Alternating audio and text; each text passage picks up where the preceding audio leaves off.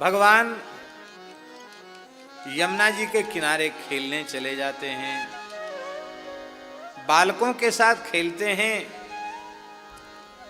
और जब भगवान नहीं आते हैं, रोहिणी जी बुलाने जाती है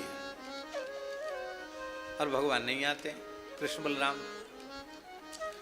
तब यशोदाम प्रेषयामास रोहिणी पुत्रवत्सलाम, पुत्रवत्सलाम यशोदाम रोहिणी प्रेषयामास। इसका मतलब है रोहिणी जी भी यह अनुभव करती हैं कि मेरी अपेक्षा यशोदा जी में वात्सल्य भाव अधिक है। देखो मेरे कहवे पे तो नहीं आई, तुम चली जाओ, तुम्हारे कहवे पे जरूर आएंगे।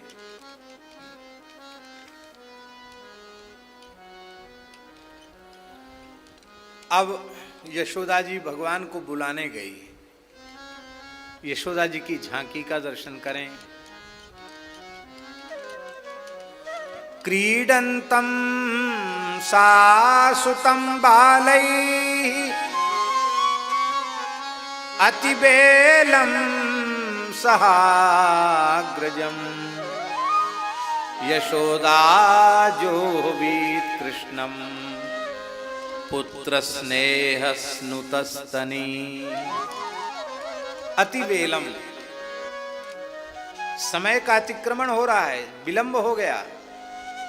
ये जान करके बहुत देर हो गई, लाला खेलते भये दाऊ जी के संग, अब तो चलो भोजन कर लो। यशोदा जोहवीत कृष्णम, यशोदा जी ने पुकारा। कैसी यशोदा जी ने पुकारा? यशोदा जी का विशेषण है पुत्र स्नेह स्नुतस्तनी। पुत्र स्नेह के कारण जिनके पयोधरों से दूध टपक रहा है, ऐसी यशोदा जी। कैसा प्रेम में सना हुआ, वात्सल्य में सना हुआ संबोधन है। कृष्ण कृष्णारविंदाक्ष तात एहि स्तनं पिबा अलम विहारैः क्षुत्क्षान्तः क्रीडाश्रान्तोऽसि पुत्रक। हे कृष्ण, हे कृष्ण, हे कमल नयन, आओ लाला, बहुत श्रमित हो गए हो, बड़ी भूख लगी होगी। स्तनम पिव, माने घर में तो भोजन करना बाद में करना, मैं यहीं बैठ जाती हूँ, भूख लगे अभी यहीं दूध पी लो। एहि स्तनम पिव अलम विहारैः, बहुत खेल हो गया। क्षुत क्षांतः, भूख के मारे देख तेरी क्या हालत है रही है, कैसी दशा हो रही, कैसे दुर्बल हो रहे हो। क्रीडा श्रांतोषि पुत्रक, हे बेटा, प्यारे बेटा, तुम खेलते खेलते थक गए हो। हे दाऊजी तुम भी चलो, क्योंकि प्रातःकाल कलेऊ करके वहां से चले हो और अब भोजन का समय हो गया। देख कन्हैया तो ये अपने बाबा पे दया ना आ रही। नंद बाबा भोजन की थाली पे बैठे हुए हैं और कह रहे हैं कि जब तक कृष्ण बलराम नहीं आ जाएंगे तब तक हम भोजन नहीं करेंगे। तो अपने पिता नंद राय जी पर तो दया करो, आ जाओ। बेटा देखो कैसे तुम धूल में सन रहे हो। धूल धूसरितांगस्त्वं पुत्र मज्जनमाव, तुम धूल धूसरित हो रहे हो, स्नान करो। आज तुम्हारे जन्म का नक्षत्र है, रोहिणी नक्षत्र है, इसलिए विप्रेभ्यो देहि गाह शुचि, स्नान आदि करके ब्राह्मणों को गोदान करो। तुम्हारे हाथ से गोदान करवाना है, क्योंकि आज तुम्हारे जन्म का नक्षत्र है। देखो बेटा कितने सुंदर सुंदर मिठाई तैयार की है। भगवान बोले कि दाऊ जी को राजी कर लो। दाऊ जी बोले तुम चलो तो हम चलें। दोनों राजी हो गए। तो सखा बोले कि हमें ऐसे ही छोड़ जाओगे? ठाकुर जी तुम चलो। मैया बोली तुम सब भी चलो। सब सखा भी स्नान करते हैं, सुंदर व्यंजन पकवान खाते हैं। बोलो भक्तवत्सल भगवान की। एक दिन की बात है, गोकुल में ब्रजवासियों की, गोप गणों की एक बैठक हुई। उस बैठक में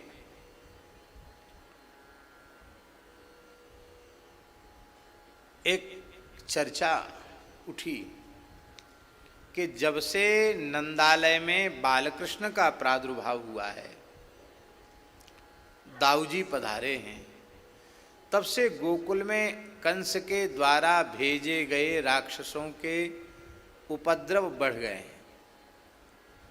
पहले पूतना आई, फिर सक्टासुर आया, तृणावर्त आया, न जाने कितनी विपत्तियां आई। और यहाँ गायों के चरने योग्य स्थान भी अब नहीं रहा, क्योंकि सब क्षेत्र की घास को गायों ने चर लिया है। तो क्यों ना स्थान परिवर्तन कर दिया जाए। आओ, क्यों ना स्थान परिवर्तन कर दिया जाए।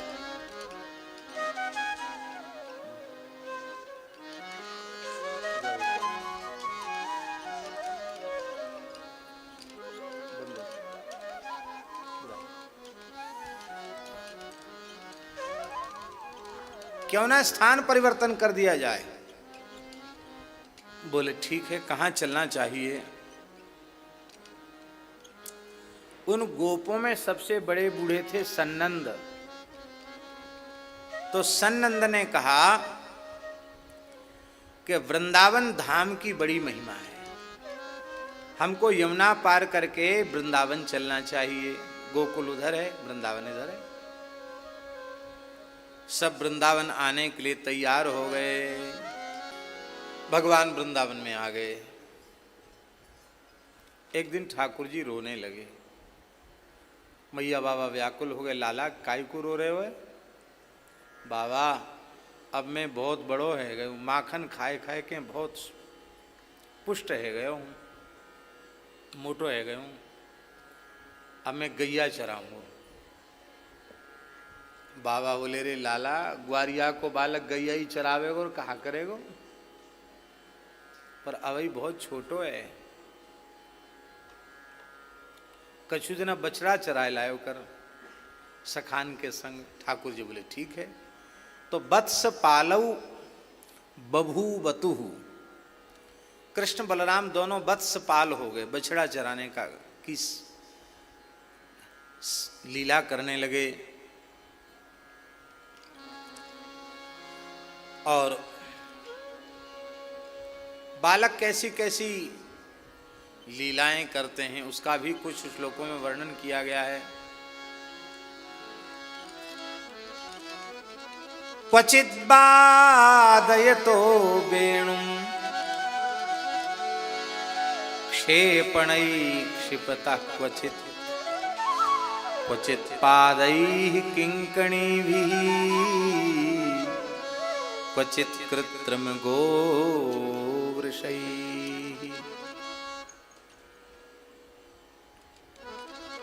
क्वचित बादयते वेणु, कहीं कहीं बंसी बजाते हैं, कहीं बंसी बजाते हैं। बलराम जी भी बजाते बंसी। हाँ, कृष्ण बलराम कहीं बंसी बजाते, सखा भी बंसी बजाते हैं। क्षेपणई क्षिपतः क्वचित, क्षेपण जानते हैं?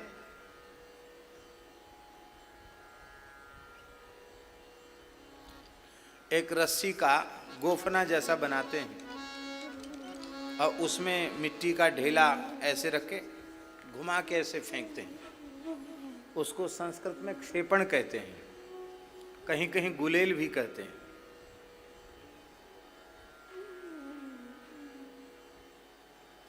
तो वो सूतली का गुथा हुआ गोफना, उसमें ढेला भर के ऐसे से घुमा के फेंकते। गांव देहात में देखा होगा, क्या कहते उसको? हैं? तो जो भी आप लोग तो समझ तो गए ना, आपकी भाषा में जो भी कहते हो आप समझ लो। संस्कृत में उसको क्षेपण कहते हैं।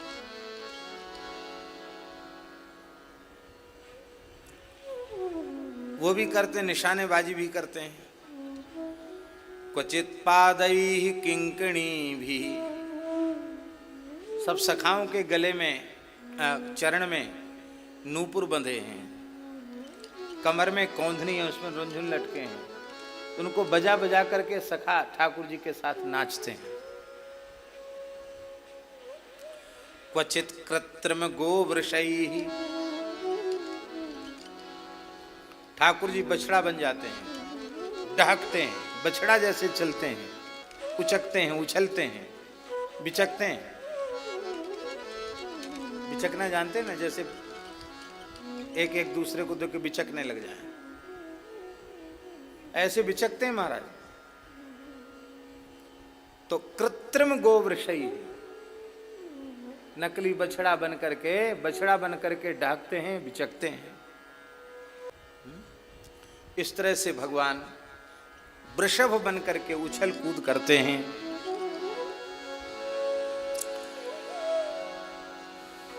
युद्ध करते हैं। वृषायमाणौ नरदन्तौ युधाते परस्परम, परस्पर युद्ध भी करते हैं। और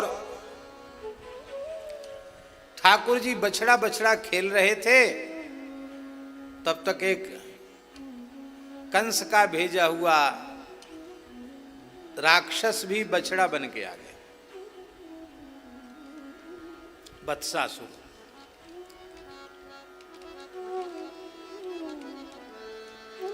इस बछड़े को सूंघ करके, जो गाय के बछड़े थे, बछिया थी, वो सब बिचकने लग गए उसको देख करके।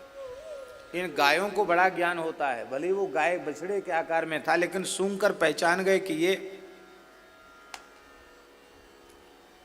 ये हमारी जाति बिरादरी का नहीं, नकली है। भगवान ने देखा कि ये बछड़े डर क्यों गए, ये नया बछड़ा आ गया, इसको देखकर डर क्यों गए। जैसे ही भगवान ने ध्यान से देखा, अरे ये तो दुष्ट वत्सासुर है, बछड़े का रूप धारण करके आया है। ऐसे दुष्टों का ही संहार करने के लिए हमारा अवतार हुआ है।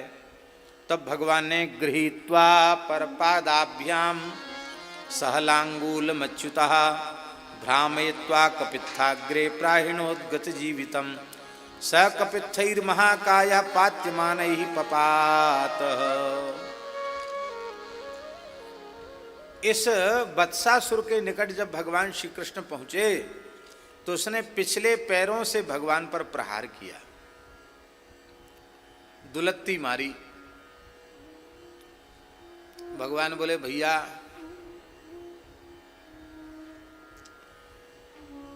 ये दुलत्ती तो गधा मारता है,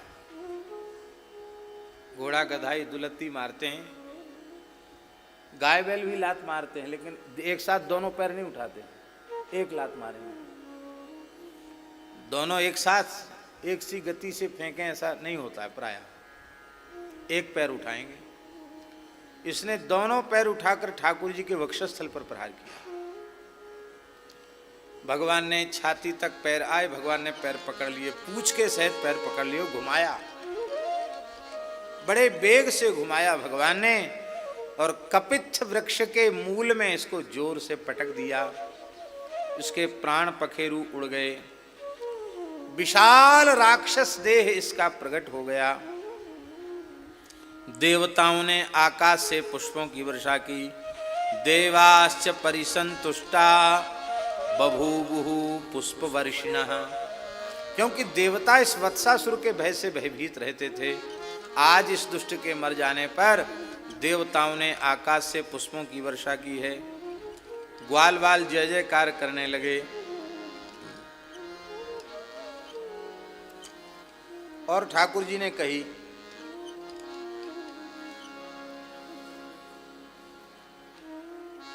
ठाकुर जी ने कही,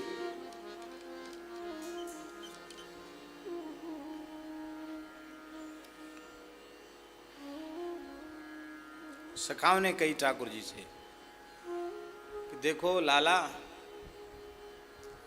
भले ही तैने बत्सासुर नाम को राक्षस मार्यो, पर पहले आयो तो बछड़ा बन के, तो एक गौहत्या लग गई, प्रायश्चित कर, और नहीं तो हमारी तेरी कुट्टी, हम तो तेरो स्पर्श नहीं करेंगे, तेरे संग खेलेंगे खाएंगे नहीं, गैया नहीं चराएंगे, बछड़ा नहीं चराएंगे। श्री ठाकुर जी ने अपने मन में विचार किया,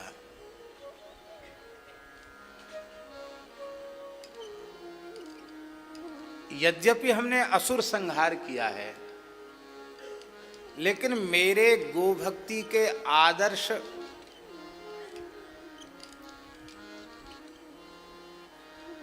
जिसे प्रकट करने के लिए अवतार हुआ है, उस आदर्श में कहीं धब्बा न लग जाए, कलंक न लग जाए। नहीं तो लोग ये कहेंगे कि दुष्ट प्रकृति का बछड़ा हो, उसको तो कृष्ण ने भी मार दिया था, उसको मारने में अपराध नहीं। गोवंश के प्रति अपराध न बढ़े, इसके लिए भगवान ने बत्सासुर को मारकर प्रायश्चित किया। बत्सासुर का वध करके भगवान ने त्रिवेणी संगम का स्मरण किया। ये कहाँ है त्रिवेणी कूप? कहाँ है? हैं? ऊंचे गांव में। ऊंचे गांव में भगवान ने वेणुकूप की स्थापना की है, वत्सासुर का वध करके, और त्रिवेणी कूप स्थापित किया है। नारायण भट्टी जी ने जिसको प्रकट किया। सबके देखते देखते गंगा जी आई, यमुना जी आई, सरस्वती जी आई, और उस कुएं में प्रकट हो गई जल रूप में। भगवान ने तीर्थराज प्रयाग को वहीं बुलाकर स्नान किया, और भगवान बोले अब हम शुद्ध हो गए, अब खेलो खाओ। ऐसी सुंदर भगवान की लीला है। भगवान वत्स चारण कर रहे थे, उसी समय एक विशाल पर्वताकार बगुला दिखाई पड़ा। वो पर्वताकार बगुला जो था महाराज, ऐसे लग रहा था मानो इंद्र के वज्र से कटा हुआ कोई पर्वत पड़ा हो। उसका नाम था बकासुर। सबई बको नाम महानसुरो बकरूप धृक आगत्य सहसा कृष्णम तीक्ष्ण तुंडोग्र सद्वली। जैसे ही बालकृष्ण उसके निकट पहुंचे तो तीक्ष्ण तुंड वाले उस बगुले ने भगवान श्री कृष्ण को निगल लिया। बगुले ने चोंच बंद कर ली। भगवान ने अपने मन में विचार किया कि ये पूतना तो कंस की बहन, कंस ने उसको धर्म बहन बनाया था, और ये पूतना का भाई बकासुर। अब हमें तो रिश्तेदारी निकालना आती नहीं है, आप ही लोग विचार करो, गृहस्थ लोग इसका बढ़िया विचार कर सकते हैं। मामा की जो बहन होती है वो क्या लगती है? हैं? मामा की बहन मौसी लगती ना? अच्छा, तब ठीक, सही बात है ना, पक्की, ठीक। और मौसी का भाई क्या लगेगा? मामा ही तो लगेगा। तो इस बकासुर को भी भगवान ने मामा ही समझा, हमारा मामा है। मामा है ना? मामा लगा कि नहीं लगा? और पूतना तो मौसी थी। इसलिए भक्तराज नरसी मेहता ने एक पद में लिखा है, ताने तारी पूतना मासी। एक पद में उन्होंने लिखा है, तुमने पूतना मौसी को तार दिया, ऐसा नरसी जी ने कहा। वो मौसी लगी तो ये मामा लगा। मामा को भांजे पर इतना प्यार उमड़ा, बोले भांजे को उदरस्थ ही कर लूं। सोचता था बड़ा कोमल सा भांजा है, सीधे ही पेट में गट से चला जाएगा, पर भांजा तो ऐसी टेढ़ी खीर, जैसी ठाकुर जी को निगला तो उसको ऐसा लगा मानो जलता हुआ कोई लोहे का पिंड है। उसकी चोंच, उसका तालू, उसकी जीभ सब पजर गई, एकदम जल गई। घबरा करके उसने उगल दिया भगवान को, मुंह जल गया। कई बार उबला हुआ आलू ऊपर से तो कुछ थोड़ा ठंडा होता, भीतर वो बहुत गर्म होता है, और धोखे से कहीं मुंह में चला गया, और मुंह में जाएगा तो फूटेगा जरूर। फिर उस समय क्या हालत होती है, छिलका तक भीतर का उतर जाता महाराज, न निगलते बनता न उगलते बनता। ये तो गरम गरम आलू की बात है, और जलता हुआ लोहे का पिंड भीतर किसी के घुसेड़ दिया जाए तो क्या हालत होगी। व्याकुल, आंख निकल आई इसकी, उलट दिया, उगल दिया भगवान को। भगवान हंसने लगे, बोले ऐसे ऐसे भांजे नहीं जो सीधे पेट में चले जाएं। भगवान ने क्या किया, जैसे कोई बालक खेल खेल में तिनके को, घास को चीर दे, ऐसे भगवान ने उसकी नीचे वाली चोंच पर अपना चरण पधराया, ऊपर वाली चोंच को हाथ से पकड़ा, ऐसे चीर के भगवान ने फेंक दिया उसको। बोलो भक्तवत्सल भगवान की, असुर निकंदन भगवान की। तम तालु मूलम प्रदहंतमग्निवत, गोपाल सूनुम पितरम जगद्गुरो, चच्छर्द सद्यो तिरुषाक्षतम बकस्तुंडेन हंतुम पुनरभ्यपद्यत।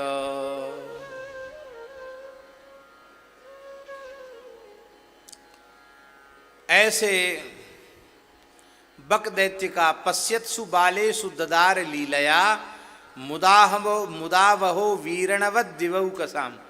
वीरण नाम का जंगली घास सजल स्थान में होता है, उस वीरण घास को जैसे बालक चीर देते हैं खेल खेल में, ऐसे ही उस बकासुर को भगवान ने चीर दिया। वीरण घास जानते हैं,